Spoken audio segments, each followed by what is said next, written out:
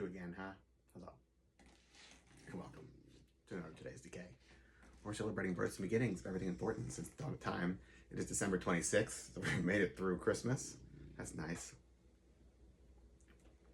Onwards to next Halloween. Meanwhile, today, 1914, is when Richard Widmark was born, a film noir era toughie character actor who, why he wasn't in some horror movie, I don't know, because he's like so menacing just on his own. He's somebody who I feel like really could have transitioned into the horror genre. Yeah, tons of great movies, and just like these piercing eyes and monstrous feeling to him, right? I haven't seen the new Nightmare Alley by Guillermo del Toro, but I did read, and I've heard really negative reviews of it so far, but you should probably never really trust people's reviews, right? And just go in with an open mind. Yeah. But I did read a great description of film noir that Del Toro wrote that I really liked. I don't have it off the top of my head, but it made me feel like he's got it. He was basically saying like that film noir is not, the shadow of Venetian blinds. That's all like cookie cutter stuff, but really like getting to the heart of like what the genre would be. So fingers crossed it's a good movie, even though I really doubt it. I've always felt like film noir presents,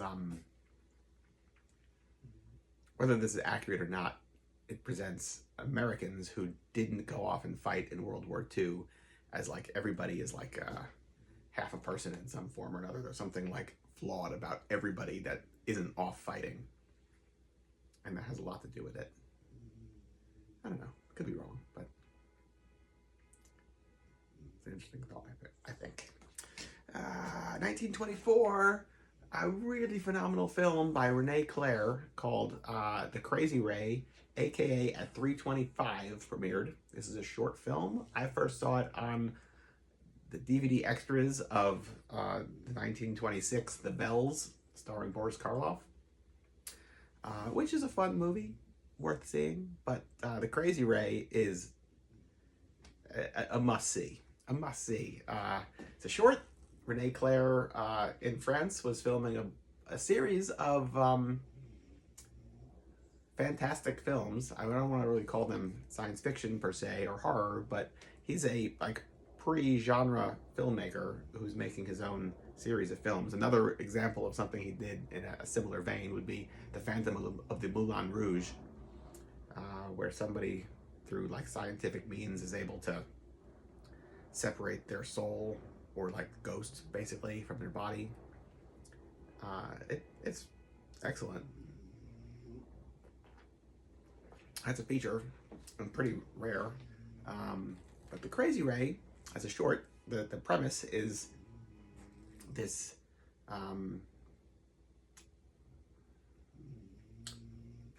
this small passenger plane full of people land in Paris early in the morning, only to realize that like everybody in the town is frozen. All the clocks are frozen at 3:25 a.m. No matter what position people were in at 3:25 a.m., they're frozen in this way. So if they're in some precarious position, if they're in the middle of some, big party, if they're in the middle of robbing somebody, in the middle of a fight, whatever's going on, everybody's just frozen in place except for these handful of people. And they can't figure out why, and the whole thing's shot on location, and like in the Eiffel Tower, and it's beautiful and really cool, and such a fantastic concept. He does it really, really well.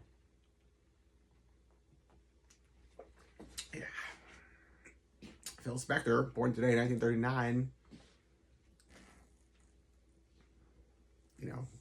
Troubled, haunted, horrible person, and yet created such wonderful stuff. So what can you say? Last, I don't know, is it certainly least? I'm not sure. 1980, the Rendlesham Forest UFO incident occurred. Britain's answer to Roswell. Maybe it's true, maybe it's not. I don't know. Good, worth thinking about. On the day it happened, 22 years ago. Nope, 42 years ago. Yeah, I'm terrible with math.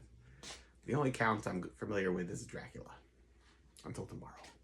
Goodbye.